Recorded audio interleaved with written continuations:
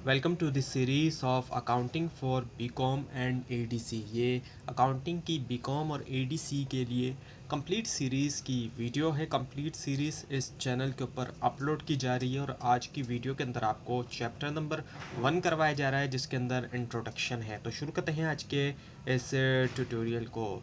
So overview of accounting है। इस chapter के अंदर आपको बेसिक्स करवाई जाएंगी, जो कि आगे के जो टॉपिक्स हैं और जो कैलकुलेशन बेस्ड टॉपिक हैं उनको समझने में आपको आसानी रहेगी। सबसे पहले जो है वो हम अकाउंटिंग को समझते हैं कि आखिर अकाउंटिंग है क्या, और फाइनेंशियल अकाउंटिंग होती है। जो बेसिक अकाउंटिंग जो शुरू में आप पढ़ते हैं वो फाइनेंशियल अकाउंटिंग ही होती है असल में। और अकाउंटिंग है क्या, सिस्टमेटिक रिकॉर्ड होता है। एक सिस्टम के ज़रिए हम एक रिकॉर्ड कर रहे होते हैं। प्रोसेस होता है कि इसके ज़रिए हम रिकॉर्ड करते हैं फाइनेंशियल डेटा को, फिर उसकी हम समराइज़ करते हैं, उसको एक समरी फॉर्म के अंदर लेकर आते हैं, फिर एनालाइज किया जाता है और रिपोर्ट किया जाता है। और ये प्ले करता है क्रूशल रोल जो है स्टेक होल्डर्स को प्रोवाइड करने में, जो एक्यूरेट फाइनेंशियल इन्फॉर्मेशन है, और उसी से फिर वो डिसीजन मेकिंग करते हैं और स्ट्रेटजिक प्लानिंग भी करते हैं। और जो अकाउंटिंग की फील्ड है उसमें हम देखते हैं कई तरह की अकाउंटिंग हमारे सामने आती है। फाइनेंशियल अकाउंटिंग जो कि आपको बताया गया, इसका जो फोकस होता है फाइनेंशियल अकाउंटिंग का वो होता है प्रिपरेशन के ऊपर फाइनेंशियल स्टेटमेंट्स। और इस पूरे सब्जेक्ट में भी आप फाइनेंशियल स्टेटमेंट्स के बारे में सीखेंगे। और ये फाइनेंशियल स्टेटमेंट्स जो है वो एक्सटर्नल यूज़र्स जैसे कि इन्वेस्टर्स और रेगुलेटर्स वगैरह के लिए होते हैं, और इंटरनल यूज़र्स के लिए भी होते हैं, लेकिन एक्सटर्नल यूज़र्स के लिए बहुत ज़्यादा यूज़फुल होते हैं। इसके अलावा मैनेजरियल अकाउंटिंग आती है। ये जो है प्रोवाइड करती है इंटरनल मैनेजमेंट को, जो है detailed financial data. Management accounting में इंटरनली यूज़ होता है, यानी इसका और मैनेजमेंट के लिए, इसीलिए इसको मैनेजमेंट अकाउंटिंग कहा जाता है कि उनको जो फाइनेंशियल डेटा की ज़रूरत होती है वो मिलता है, और उससे फिर सपोर्ट मिलती है उनके जो ऑपरेशनल डिसीजंस होते हैं। इसके अलावा कॉस्ट अकाउंटिंग भी होती है, जो कि वो भी बीकॉम का एक सब्जेक्ट है। तो ये जो है कॉस्ट अकाउंटिंग जो है, इसमें एनालाइज किया जाता है कॉस्ट ऑफ प्रोडक्शन जो होती है, जो भी चीज़ बन रही है उसकी जो कॉस्ट है वो कितनी है, और ऑपरेशंस की कॉस्ट, ताकि इम्प्रूव किया जाए एफिशिएंसी को भी और प्रॉफिटेबिलिटी को भी। प्रॉफिट भी बढ़ाया जाए और एफिशिएंसी भी। एफिशिएंसी से मुराद यही है कि कम वक्त में ज़्यादा काम और बेहतर काम भी हो। और ऑडिटिंग की अगर हम बात करें तो ऑडिटिंग जो है वो, इसमें जो है वो इंडिपेंडेंट एग्जामिनेशन होती है फाइनेंशियल रिकॉर्ड की। ऑडिटिंग ज़रा एक अलग फील्ड है, लेकिन जो है अकाउंटिंग से जुड़ी हुई फील्ड है। और इंडिपेंडेंट एग्जामिनेशन किया जाता है। ऑडिटर जो होता है वो चेक करता है जो फाइनेंशियल रिकॉर्ड्स होते हैं, ये देखने के लिए कि कितने एक्यूरेट हैं और जो स्टैंडर्ड्स हैं उनके मुताबिक है या नहीं। तो एक्यूरेसी और कंप्लाइंस को देखा जाता है, और कोई फ्रॉड वगैरह है तो उसको भी ऑडिटर का काम होता है पकड़ना। और इसके अलावा फिर टैक्स अकाउंटिंग होती है, जिसके अंदर प्रिपरेशन होती है और फाइलिंग किया जाता है, जो टैक्स रिटर्न होते हैं, प्लानिंग होती है टैक्स ऑब्लिगेशंस की। सो now the fundamentals of accounting. अब अकाउंटिंग की जो बुनियाद है उसको समझते हैं। सो अंडरस्टैंड करने के लिए अकाउंटिंग टर्मिनोलॉजी, मतलब ये अंडरस्टैंड करना अकाउंटिंग टर्मिनोलॉजी ज़रूरी होता है, ताकि इंटरप्रेट किया जा सके जो फाइनेंशियल इन्फॉर्मेशन है उसको एक्यूरेटली। और जो की टर्म्स हैं उनके अंदर एसेट्स आते हैं। सबसे पहले जो वो एसेट है। अब एसेट्स को समझते हैं। एसेट्स असल में रिसोर्सेज होते हैं जो बिज़नेस की ओनरशिप के अंदर होते हैं, और इनसे फ्यूचर बेनिफिट मिलता है, इनसे फ़ायदा मिलता है फ्यूचर के अंदर। और जैसे कि बहुत अहम जो एसेट्स में से है और कॉमन है वो कैश है। इसके अलावा इन्वेंट्री है, प्रॉपर्टी है, अकाउंट्स रिसीवेबल है, और भी कई सारे एसेट्स जो है वो होते हैं। और लाइबिलिटीज़ एसेट्स का उलट होती है, ऑब्लिगेशंस ओड टू अदर, यानी कि जो मकरूज़ है कंपनी दूसरों की, वो इसके अंदर आता है। और इससे कंपनी को फ्यूचर बेनिफिट किसी और को प्रोवाइड करना होता है। एसेट से फ्यूचर बेनिफिट मिल रहा होता है, लेकिन यहाँ पर जो कंपनी है या बिजनेस फर्म है वो फ्यूचर बेनिफिट किसी और को प्रोवाइड करेगी। इसके अंदर लोन अगर उठाया हुआ है तो ऑब्वियसली बात है, जब लोन उठाते हैं तो वो फिर एक लाइबिलिटी बन जाती है, उसको आगे पे करना है। इसके अलावा अकाउंट्स पेबल आ जाता है। अकाउंट्स पेबल से मुराद ये कि किसी से अगर डेट के ऊपर, उधार के ऊपर कोई सामान उठाया है तो उसको फिर वापस हमने उसकी पेमेंट भी करना होगी। उसके बाद फिर इक्विटी है। अब इक्विटी की अगर हम बात करें, इससे मुराद ऑनर्स इंटरेस्ट होता है। बिज़नेस के अंदर जो ऑनर से जुड़ी चीज़ें होती हैं वो इसके अंदर आ जाती हैं। ऑनर ने जितना पैसा लगाया होगा कैपिटल, वो इसके अंदर आ जाएगा।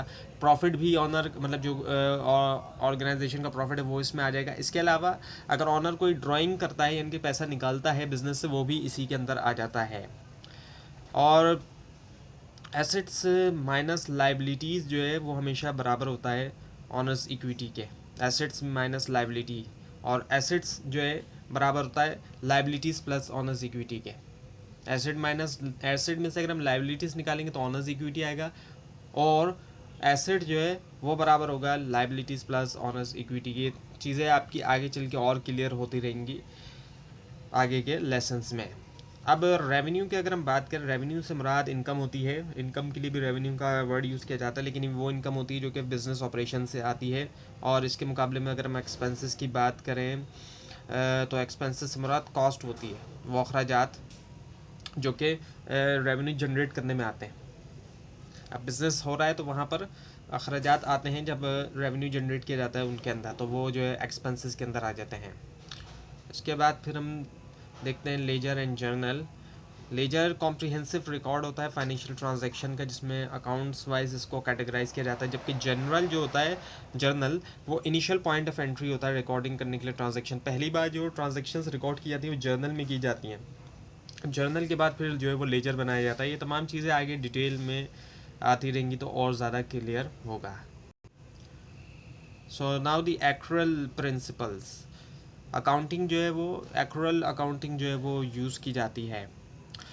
कैश अकाउंटिंग पहले के दौर में होती थी, लेकिन आज के दौर में जो है वो एक्रुअल अकाउंटिंग होती है। और इसमें ये कि रेवेन्यू और एक्सपेंसेस जो है रिकॉर्ड तब होते हैं जब वो होते हैं। ये नहीं होता कि कैश मिले तभी या कैश जाए, यानी इससे ताल्लुक़ नहीं होता कि कैश आया तो ही इनकम हम रिकॉर्ड करेंगे, कैश जा रहा है तो ही हम एक्सपेंस रिकॉर्ड करेंगे। नहीं, अगर कैश आने वाला है तो भी वो इनकम हो गई हमारी, हमने कोई चीज़ बेची, कैश आने वाला है तो भी वो इनकम हो गई, और कोई चीज़ ख़रीदी और वो जाने वाला है कैश तो भी वो एक्सपेंस हमारा रिकॉर्ड हो जाएगा। तो इससे फ़र्क नहीं पड़ता कि कैश आ रहा है या जा रहा है। एक्रुअल अकाउंटिंग में जब कभी भी कोई भी रेवेन्यू हुआ या कोई एक्सपेंस हुआ तो उसको हम रिकॉर्ड कर लेंगे। इसके अलावा कंसिस्टेंसी प्रिंसिपल होता है जो कि रिक्वायर करता है कि सेम अकाउंटिंग मेथड्स को ही यूज़ किया जाए वक्त के साथ साथ, ताकि कंपेयर किया जा सके फाइनेंशियल स्टेटमेंट्स को। तो कंसिस्टेंसी रहे, एक ही जो मेथड है उसका इस्तेमाल किया जाए। बार बार अगर मेथड चेंज करेंगे तो कंपेयर करने में प्रॉब्लम होगी। उसके अलावा फिर गोइंग कंसर्न प्रिंसिपल है कि जिसके मुताबिक ये पता चलता है कि बिज़नेस जो है वो कंटिन्यू करेगा अपने ऑपरेशंस को इंडेफिनेटली तौर पर, यानी कि बिज़नेस इस काबिल भी है कि चल सकता है या नहीं चल सकता, आगे चलने के काबिल भी है बिज़नेस या नहीं। तो गोइंग कंसर्न से ये चीज़ पता चलती है। और इसमें ये होता है कि इन्फ्लुएंस होता है जो एसेट वैल्यूएशन है और जो लाइबिलिटी रिकग्निशन है कि एसेट्स वगैरह उसकी वैल्यू और जो लाइबिलिटी है, जो वाजिबात वगैरह है। सो मैचिंग प्रिंसिपल्स अलाइन करता है एसेट्स एक्सपेंसेस जो है रेवेन्यू के साथ, जो कि वो ऑपरेट करते हैं, प्रोवाइड कर रहा होता है clear picture profitability. Conservatism principle होता है जो कि एनकरेज करता है क्वेश्चन जो है रिपोर्टिंग के अंदर, फेवर करता है रिकग्निशन जो है एक्सपेंसेस की और लाइबिलिटीज़ की रेवेन्यू और एसेट्स के ऊपर।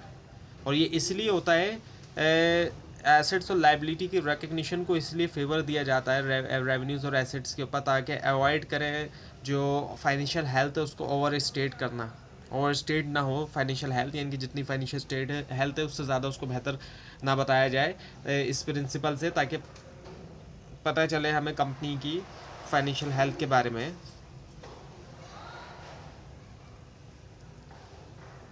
So now the accounting standards and equation.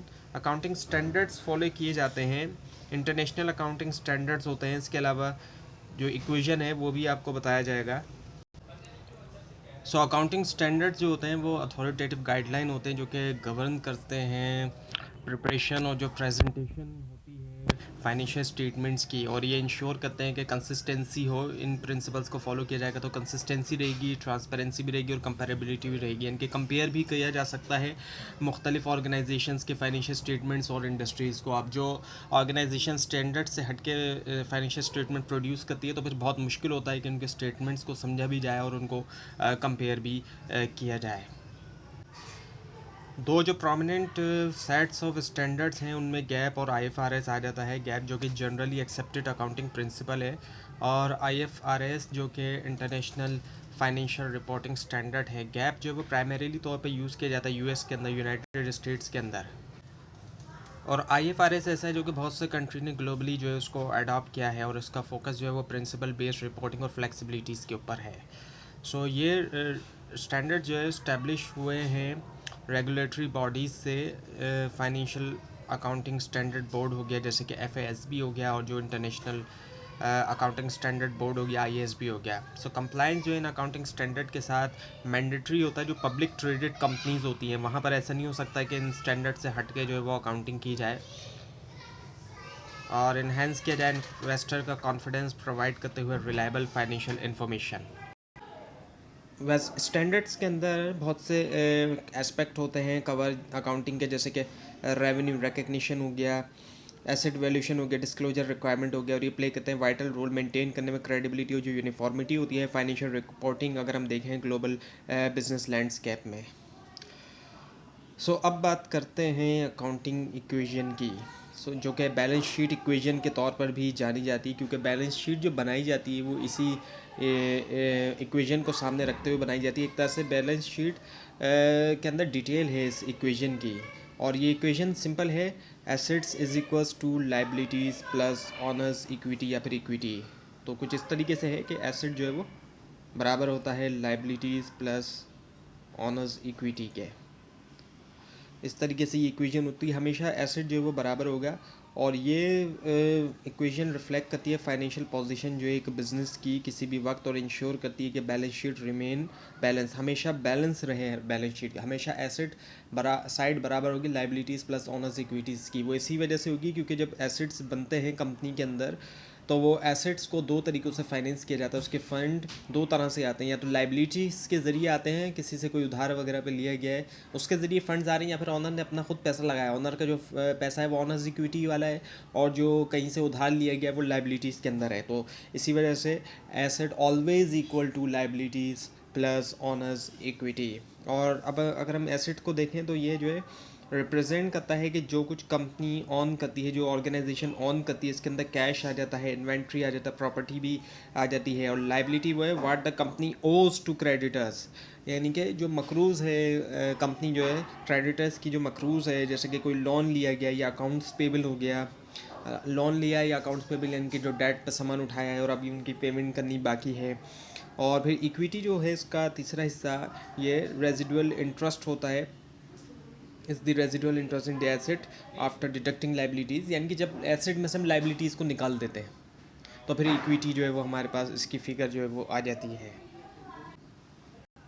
तो हर फाइनेंशियल ट्रांजैक्शन अफेक्ट करती है एटलीस्ट जो है दो अकाउंट, और मेंटेन करती है इंटीग्रिटी जो है वो इक्वेशन की। तो ये था आज का पहला लेसन और बेसिक लेसन।